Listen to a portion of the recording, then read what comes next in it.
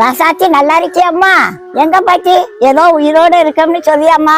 என்னம்மா பண்ணுது? நம்ம எவ்வளவு புத்திசாலியா இருந்தாலும் சமயத்துல மதி மயங்கி போயிருது. தலைக்கு மாட்டுற 10 ரூபாய் கிழிப்பிய பாட்டு பாட்டு வாங்கியிருப்பேன். 500 ரூபாய்க்கு ஒரு பேக் வாங்கினாலும் தோல்ல போட்டு போட்டு அழகு பார்த்து வாங்கியிருப்பேன்.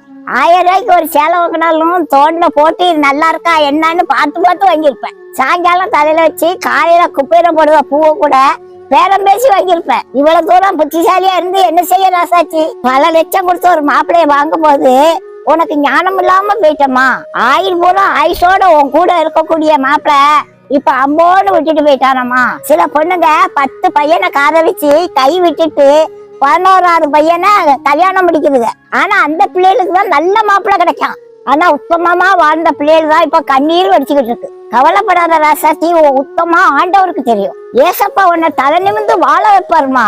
என்ன பாட்டி செய்யுது? இது எல்லாம் என் தலையெழுத்துன்னு சொல்லியாமா? கவலைப்படாத ராசாச்சி, கடவுள் உன் தலையெழுத்த கூட மாத்துவாரு. எந்த மனுஷரையும் அவரால மாற்ற முடியுமா? மங்கி போன உன் வாழ்க்கைய பிரகாசமாக்க அவரால முடியுமா? உன் சுக வாழ்வு சீக்கிரம் துளிர்க்குமா? இதாமா நவம்பர் மாசத்துக்கு ஆண்டவர் கொடுத்த வாக்கு தத்துவம். ராசாச்சி, பாட்டி சொல்ல நம்புமா. நீ மகராசியா இருப்ப ராசாச்சி. ஏசப்பா உன்னை தலை நிமிந்து வாழ வைப்பாருமா. உன் கண்ணீருக்கு நிச்சயமா முடிவு உண்டு ராசாச்சி. உன் நம்பிக்கை ஒரு நாள் வீணா போகாது ராசா.